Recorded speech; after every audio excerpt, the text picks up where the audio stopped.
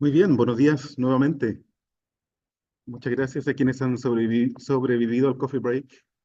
Y no quisiera iniciar mi presentación sin antes reconocer a una persona que quizás se nos quedó en el tintero, pero que participó activamente en la conformación del programa y en todas las discusiones, que es Jacqueline Schmidt, que está aquí presente con nosotros también. Así que muchísimas gracias, Jacqueline, por todas tus contribuciones, que yo creo que es justo hacer el reconocimiento de todos y todas quienes hemos participado. Así que gracias nuevamente.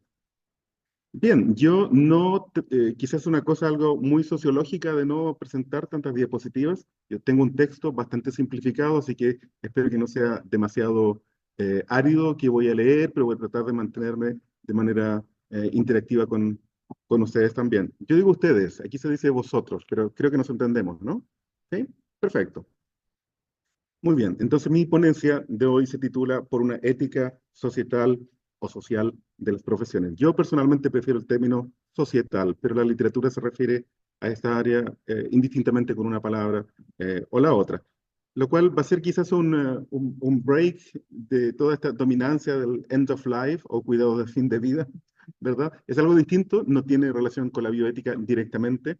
Am, Ni con la bioética clínica, ni con los macro discursos de bioética, pero por supuesto, como dije por la mañana durante la inauguración del evento, estas distintas éticas interactúan entre sí y se refuerzan mutuamente. Entonces, esta ponencia en particular es un trabajo que yo he ido desarrollando a lo largo de los últimos 2 años, una reflexión que quizás comenzó durante la pandemia, aunque no se vincula tan directamente con la pandemia, pero por lo tanto es un trabajo que no está terminado aún y que si ustedes tienen la cortesía, deferencia, el interés, la motivación y el tiempo de tomar notas y hacérmelas llegar al final de mi presentación como retroalimentación, lo agradecería mucho. Pero sí, esta ponencia tiene la finalidad de proponer un nuevo concepto, digo nuevo entre comillas, porque es un concepto que yo estoy rescatando de una literatura más antigua, que es el de ética social o ética societal o ética pública, como orientación para el discernimiento ético en el campo de las profesiones. Para comenzar, quisiera decir que el siglo XX vio el nacimiento e institucionalización de las profesiones modernas, no solamente en salud, sino de las profesiones en general. Si bien es cierto, en la Edad Media el término profesión se restringía a un número limitado de disciplinas académicas que se emanciparon de la teología, la industrialización de la sociedad occidental y la aceleración del capitalismo industrial dieron lugar a la proliferación de trayectorias formativas y campos ocupacionales, estos últimos embarcados además en un proyecto que llamamos profesionalización. Este concepto mismo de profesionalización responde a un proceso de institucionalización y posicionamiento dentro del orden socioeconómico más amplio, instalándose así lógicas de competición entre los grupos profesionales por un bien escaso o por distintos bienes que son escasos, como la reputación, una clientela, los salarios. Así, las profesiones representan en gran medida tanto una dominancia en el mercado ocupacional como el monopolio del ejercicio en el área respectiva, dominancia y monopolio. En salud, el proceso de profesionalización estuvo acompañado también de un proceso concomitante, el de la consolidación de la medicina como institución. Con esto, las nuevas profesiones sanitarias vinieron a legitimarse a través de los principios de la medicina científica y luego a estructurarse en función de esos principios hasta el punto de crearse una dependencia de la trayectoria. Todo esto en un contexto discursivo omnipresente que sostiene la premisa errática, en mi opinión, que mientras más medicina, más salud. En esta ponencia sugiero una reorientación deontológica. Específicamente se trata de la ética societal como un marco moral para las profesiones en salud. Este es un abordaje que traslada el foco de la ética desde un énfasis en las profesiones separadas, con los principios de la biomedicina como epicentro, hacia una reflexión compartida sobre la ética pública, que favorezca una sensibilidad particular por las cuestiones más fundamentales de nuestro entorno sociopolítico, así como las transformaciones sociales de largo plazo. Entre los procesos que puede abarcar este nuevo énfasis encontramos, por ejemplo, los procesos de democratización y desdemocratización de los estados, los procesos de legislación, entre otros. Para efecto de esta ponencia, preferiré el término ética societal en lugar de ética social.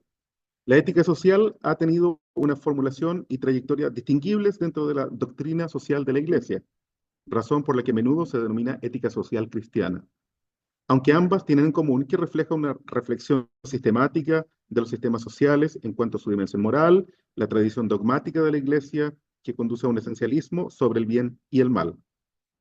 El pensamiento cristiano, no obstante, ha servido de base para grandes reformas en los sistemas de bienestar social y, al igual que en la ética societal, el discernimiento moral tiende a considerar al individuo como contextualizado en su realidad material y, en general, afecto a las consecuencias de la economía del mercado, tales como la pobreza. A la ética católica debemos, además, grandes proyectos, tales como la beneficencia pública, pero con ella un legado de asistencialismo, verticalismo y paternalismo, y de una tradición bioética de inclinación cristiana. A pesar de que este pensamiento cristiano se ha ramificado y recoge distintas variantes, como la ética que deriva de la teología protestante, la ética societal se enfoca en procesos gubernamentales y legislativos, en las instituciones de la administración del Estado, en la ciudadanía, así como en la polis en su conjunto, y sus implicancias o implicaciones para la orientación, la integración, la justicia, el bienestar y la cohesión sociales. Así, la reflexión sobre el comportamiento profesional orientada por una ética societal propende a una imaginación moral que permita vigorizar las ideologías profesionales en el marco de una responsabilidad más amplia que la sola satisfacción de necesidades de usuarios o beneficiarios. De este modo, esta propuesta busca explorar la ética societal como una alternativa a los conceptos y prácticas actuales de la ética profesional, conectada, aunque distinta, a la ética médica, la ética de la salud pública y la ética clínica. Entendidas así, esto invita a las profesiones a considerar un etos transprofesional, teniendo como epicentro los macroprocesos sociales y políticos que involucran a sí mismas y a la ciudadanía. Unas deontologías orientadas por la ética societal permitirán nuevas direcciones en la investigación sobre ética aplicada y a la vez enriquecer la forma en que haremos frente a los desafíos actuales. Otros autores han planteado una ética de salud pública, arguyendo que la salud pública, entendida como el proyecto sanitario de la primera mitad del siglo XX, es en sí misma un proyecto ético. La ética médica y la ética clínica se han enfocado vastamente en la práctica médica y en la investigación biomédica, ambas en reacción a periodos históricos y acontecimientos específicos. La ética de la salud pública se enfoca en asuntos similares, como la autonomía, pero desde la perspectiva de la toma de decisiones ante problemas como las epidemias y la restricción de libertad de movimiento que a menudo requieran. Es decir, la ética en salud pública es un tipo de ética circunscrita e integrada en el trabajo organizativo que requieren las profesiones para actuar. En cambio, la ética societal es una ética que permite dar sentido y conectar el trabajo profesional con contextos de cambio sociopolítico. Mientras que la ética de salud pública es para el ejercicio profesional, la ética societal es sobre el ejercicio profesional o acerca del ejercicio profesional, si prefieren. En efecto, la ética societal puede no tener una aplicación directa a la práctica, pero sí nutrir y ampliar el arco de representaciones e imaginarios que las profesiones tienen de sí mismas. Un poco en cuanto a esta orientación. En el contexto de la ética societal de las profesiones, la teoría de la ética del cuidado, por ejemplo, sirve a un doble propósito. Por ejemplo, permite cohesionar aquello que las profesiones de la salud tienen en común, el cuidado de las personas, y por otro lado constituye una orientación política de actuación profesional. Aquí entenderemos el cuidado no como una acción pasajera para cubrir necesidades concretas, sino como una preocupación permanente de los demás dentro de un proceso iterativo de intercambios y prácticas culturales que conforman una red protectora para la vida y la salud, a la vez que reconoce nuestra interdependencia. En un sentido amplio, esta ética constituye un elemento de la esfera de la justicia social, distinto del entendimiento de los enfermos como necesitados. Por esta razón, la ética societal es universal en aplicación. Dar cuidados Implica un esfuerzo tanto físico como mental, razón por la cual tiene implicancias políticas para comunidades que hagan cuidados, como las profesiones de salud.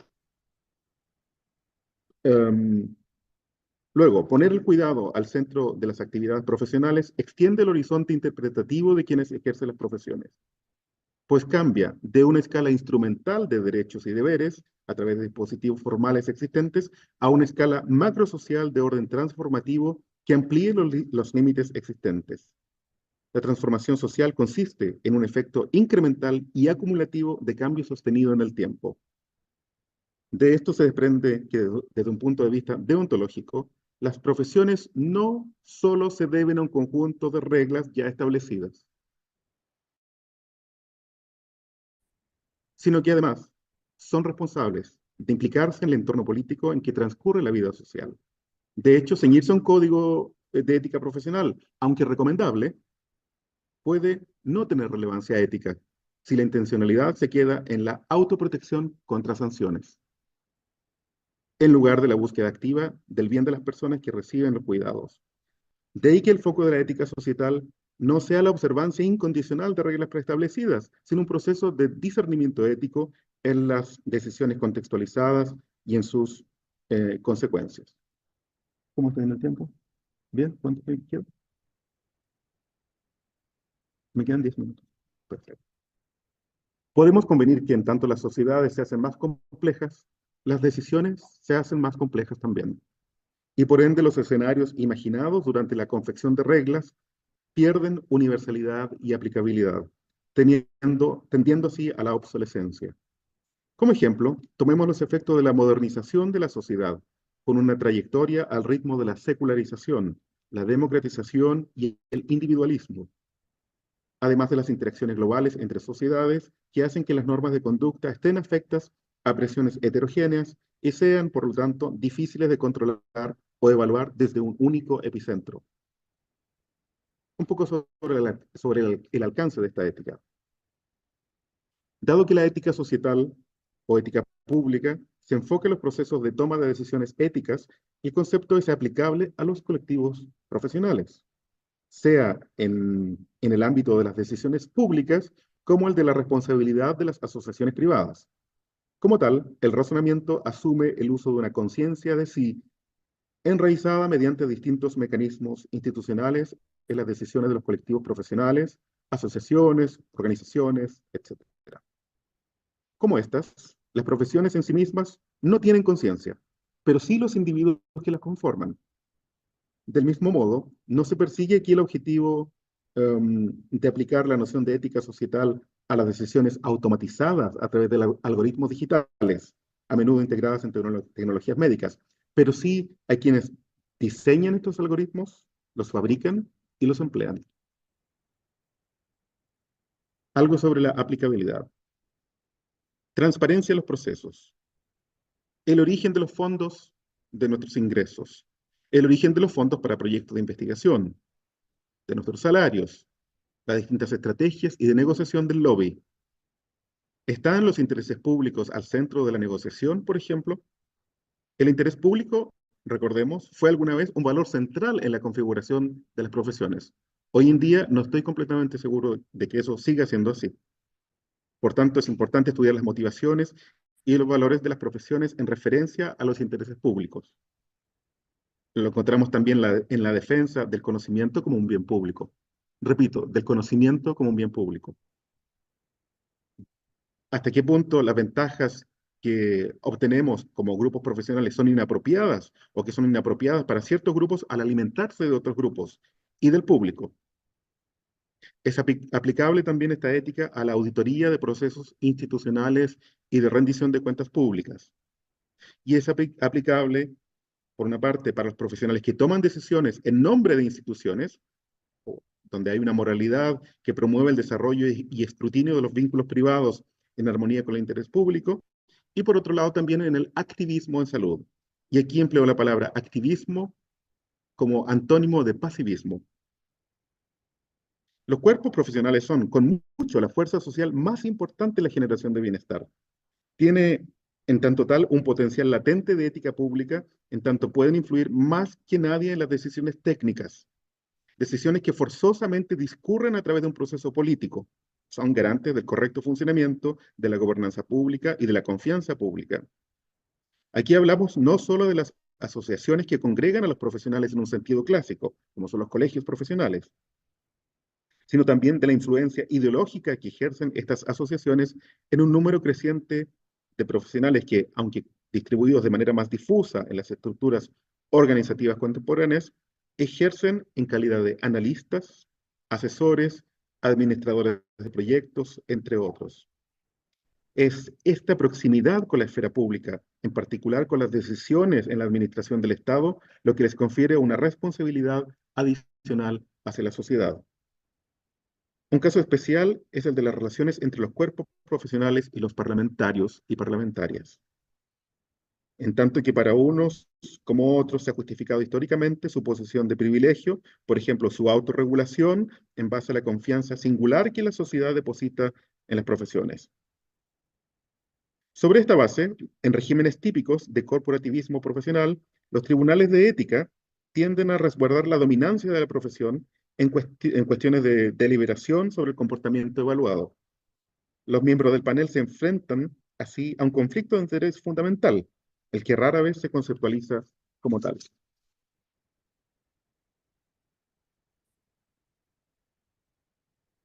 Bueno, esta ética o la adopción de esta ética societal incrementaría grandemente no solo la transparencia de los mecanismos, sino también el sentido de responsabilidad profesional ante el público.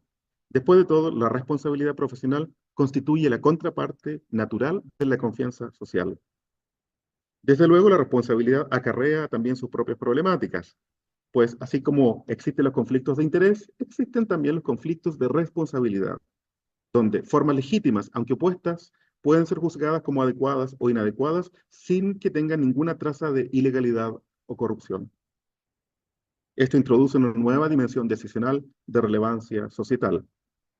No obstante, lo principal en la regulación profesional desde esta perspectiva de la ética societal es que puede realizarse en función de cómo se relaciona un cuerpo profesional con su entorno sociopolítico, vale decir, cómo hace sentido del entorno y cómo reacciona a ese entorno. Y en ello, cómo las fuerzas divergentes son ponderadas, disimuladas o descartadas. Lejos de minar la autonomía y la autorregulación profesional, esta perspectiva abre grandes posibilidades de debate interno, en lugar de esperar a que las transgresiones que salen a la luz pública susciten crítica interna. Así, el modelo de ética societal no es el clásico esquema de un profesional individual tomando decisiones sobre un caso dado, esquema más extensamente discutido, sino el de un colectivo que comparte una responsabilidad por las condiciones de entrega de los servicios profesionales. Las normas jurídicas en salud entregan ejemplos muy ilustradores sobre las relaciones políticas de las profesiones, en la forma en que éstas se distribuyen los beneficios. Una profesión suele tener una relación dominante y monopólica respecto a otros, como he dicho antes. Las profesiones dominadas o limitadas despliegan estrategias de competición también, en tanto que los grupos técnicos quedan aún más excluidos. En el cálculo final, y aquí ya vamos cerrando, la dignidad atribuida a una profesión depende de la centralidad o marginalidad política, más que de una percepción pública de responsabilidad, confianza o conducta ética.